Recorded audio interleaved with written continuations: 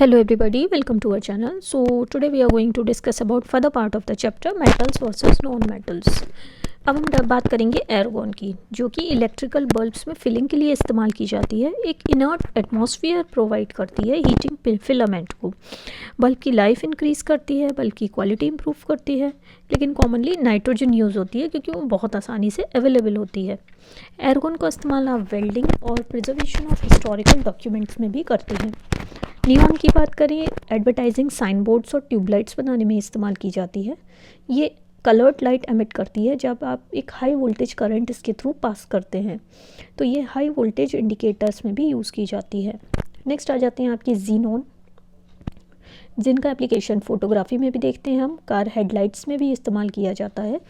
Spacecraft में ion propulsion systems में भी इसका इस्तेमाल किया जाता है। क्रिप्टन का एप्लीकेशन आपको फोटोग्राफी में मिलता है। रेडोन की बात करेंगे तो ये only radio active inert gas है जो कि रेडियोथेरेपी में यूज़ करते हैं कैंसर ट्रीटमेंट में। अब आ जाता है आपका कोरोजन मेटल्स। कोरोजन क्यों होता है? क्योंकि ज़्यादातर मेटल्स जो हम जानते हैं वो रिएक्टिव हैं, और जब भी वो एटमॉस्फेयर में आते हैं तो एटमॉस्फेयर की मॉइस्चर में रिएक्ट करते हैं और कोरोड हो जाते हैं, जिसकी वजह से उनकी प्रॉपर्टीज़ ख़राब हो जाती हैं और उनका जो मेटल है उसका यूज़ एज ए मेटल कम हो जाता है। मॉइस्ट एयर से रिएक्ट करने के बाद वो ज़्यादा स्टेबल कंपाउंड्स में कन्वर्ट हो जाते हैं। सबसे पहले बात करेंगे सबसे ज़्यादा कॉमन आयरन की रस्टिंग की। आयरन एक ऐसा मेटल है, बहुत ही आसानी से कोरोड हो जाता है। जब आप मॉइस्ट एयर में इसको एक्सपोज करते हैं तो एक रेडिश ब्राउन लेयर डिपॉजिट हो जाती है जिसको हम रस्ट कहते हैं। The process of formation of rust is known as rusting.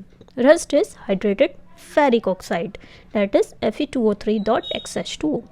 Flaky होती है, आसानी से मेटल के सरफेस से हट जाती है, जिससे फ्री आयरन सरफेस आसानी से एक्सपोज्ड हो जाता है। रस्टिंग एक स्लो ऑक्सीडेशन प्रोसेस है जिसमें आयरन स्लोली ऑक्सीजन के साथ रिएक्ट करता है जो कि एयर में प्रेजेंट होती है in the presence of moisture, और एक फ्लेकी ब्राउन सरफेस प्रोड्यूस करता है जिसको हम रस्ट कहते हैं। रस्टिंग से आयरन की सरफेस कोरोड हो जाती है, आयरन के स्ट्रक्चर कमज़ोर हो जाते हैं और धीरे धीरे मेटल डिस्ट्रॉय हो जाता है, जिससे इकोनॉमिक लॉस हो सकता है। कंडीशंस के बारे में बात करेंगे रस्टिंग के लिए जो रिक्वायर्ड हैं। तो सबसे पहले तो रस्टिंग के लिए ऑक्सीजन की रिक्वायरमेंट होती है और मॉइस्चर की रिक्वायरमेंट होती है, जो कि एब्सोल्यूट नेसेसरी कंडीशंस है रस्टिंग के लिए। एसिडिक गैसेस जो हमारे एटमॉस्फेयर में प्रेजेंट होती हैं, जैसे carbon dioxide, nitrogen dioxide, sulphur trioxide and sulphur dioxide, वो रस्टिंग की प्रोसेस को इंक्रीज़ कर देते हैं, उसकी प्रोसेस को इंक्रीज़ कर देते हैं। आयरन की तरह कॉपर, एल्यूमिनियम, लेड भी मॉइस्चर के साथ रिएक्ट करके कोरोड हो जाते हैं।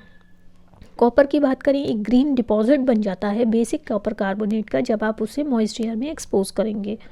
अगर आप देखेंगे घर में मेटल के कॉपर के ग्लासेस होते हैं, जग्स होते हैं, तो उसके ऊपर एक ग्रीन डिपॉजिट जम जाता है अगर आप कुछ दिन उसको ना देखें तो। एल्यूमिनियम की बात करेंगे, एल्यूमिनियम की बहुत तेज़ एफिनिटी होती है ऑक्सीजन के लिए, और वो एयर के साथ रिएक्ट करके जो ऑक्सीजन आपकी एयर में प्रेजेंट होती है उसके साथ रिएक्ट करके एल्यूमिनियम ऑक्साइड बनाती है। लेड की बात करेंगे, लेड मॉइस्चर में एक्सपोज होके एक वाइट डिपॉजिट बनाता है सरफेस पे जो कि बेसिक लेड कार्बोनेट होता है। अब ये सब बात हो गई आपकी रस्टिंग की। तो रस्टिंग से आप अपने प्रोडक्ट्स को कैसे बचा सकते हैं? आयरन एक बहुत ही यूज़फुल मेटल है मैनकाइंड के लिए। इससे हैवी मशीन्स बनती हैं, व्हीकल्स बनते हैं, रेलवे इक्विपमेंट्स बनते हैं, बर्तन बनते हैं, ब्रिजेस बनते हैं। लेकिन एयर और मॉइस्चर की प्रेजेंस में आयरन बहुत ही आसानी से रस्ट हो जाता है, कोरोड हो जाता है। अगर हम ध्यान नहीं रखेंगे आयरन का तो बहुत आसानी से कोरोड हो जाता है, जिससे मेटल की वेस्टेज होती है। तो रस्टिंग ऑफ आयरन की प्रिवेंशन करना बहुत ज़रूरी है। आयरन को आप कैसे बचा सकते हैं? अगर आप आयरन की सरफेस को किसी तरह से मॉइस्ट एयर के कांटेक्ट में आने से बचा लें तो आप आयरन की रस्टिंग को बचा सकते हैं। तो इसके कुछ मेथड्स हैं, जैसे ऑयल पेंट। हम डोर्स और विंडोज़ में ऑयल पेंट लगा देते हैं, रेड लेड से पेंट कर सकते हैं, जैसे ग्रिल्स हैं, गेट्स हैं, बिल्डिंग्स में जो इस्तेमाल होते हैं, हैवी मशीनरीज हैं, उनको रेड लेड से पेंट कर सकते हैं, या फिर इनामल की कोटिंग कर सकते हैं। Enamel is a mixture of iron और स्टील विथ सिलिकेट्स, जिससे आप कुकिंग अप्लायंसेस, रेफ्रिजरेटर्स को कोट करते हैं।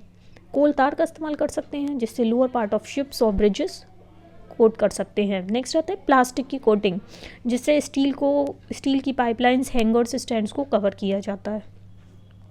ग्रीस और ऑयल होता है, जिसमें मेटालिक टूल्स, मशीन पार्ट्स को आप प्रोटेक्ट करते हो रस्टिंग से by applying a thin film of grease और ऑयल, जिससे उसकी लुब्रिकेशन भी होती है। नेक्स्ट आता है गैल्वेनाइजेशन। गैल्वेनाइजेशन में क्या होता है कि जो आयरन के आर्टिकल्स हैं उसको आप मोल्टेन जिंक में डिप कर देते हो, डुबो देते हो। तो गैल्वेनाइजेशन वो आर्टिकल्स के लिए यूज़ किया जाता है जो कि हैवी मॉइस्चर के लिए एक्सपोज्ड होते हैं, में एक्सपोज होते हैं, जैसे आपके बकेट्स होते हैं, टब्स होते हैं, वाटर पाइप्स होते हैं। और जो वाटर पाइप्स होते हैं उनको जब आप गैल्वेनाइज कर देते हो तो उनको बोलते हैं गैल्वेनाइज्ड आयरन पाइप्स और जीआई पाइप्स।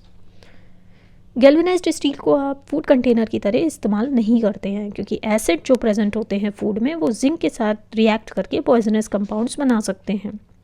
नेक्स्ट ऑप्शन आता है आपका एल्यूमिनियम पेंटिंग का।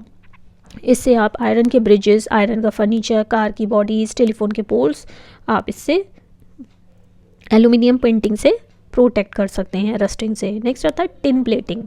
इसमें क्या होता है, आयरन शीट्स को आप मोल्टन टिन में डुबो देते हैं, तो उससे क्या होता है, बॉक्सेस बना सकते हैं, कैंस बना सकते हैं पैकेजिंग के लिए, वेजिटेबल्स, मीट, बीवरेजेस, मतलब फूड ग्रेड के लिए इस्तेमाल कर सकते हैं टिन प्लेटिंग को, क्योंकि टिन कोरोजन रेजिस्टेंट होता है और नॉन टॉक्सिक मटेरियल होता है। नेक्स्ट आता है आपका एलॉय फॉर्मेशन। तो इसमें क्या करते हैं, आयरन को आप निकेल, क्रोमियम, कार्बन से फ्यूज़ करके स्टेनलेस स्टील बनाते हैं, जो कि एक लस्ट्रस कोरोजन रेजिस्टेंट सब्सटेंस होता है। आप अपने घर में देखते होंगे स्टील के बर्तन सालों साल चलते हैं, ख़राब नहीं होते। सर्जिकल इंस्ट्रूमेंट्स भी बनते हैं इसके, कटलरी भी बनती है। नेक्स्ट आता है इलेक्ट्रोप्लेटिंग।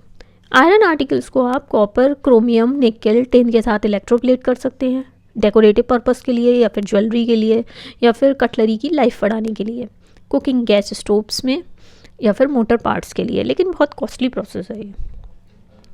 कुतुब मीनार के पास एक आयरन पिलर है जो कि आज तक उसमें रस्ट नहीं लगी है, मतलब उस टाइम पर भी इतने साल हो गए, 800 साल से खड़ा है वो, और अभी तक उसमें रस्ट नहीं लगी है।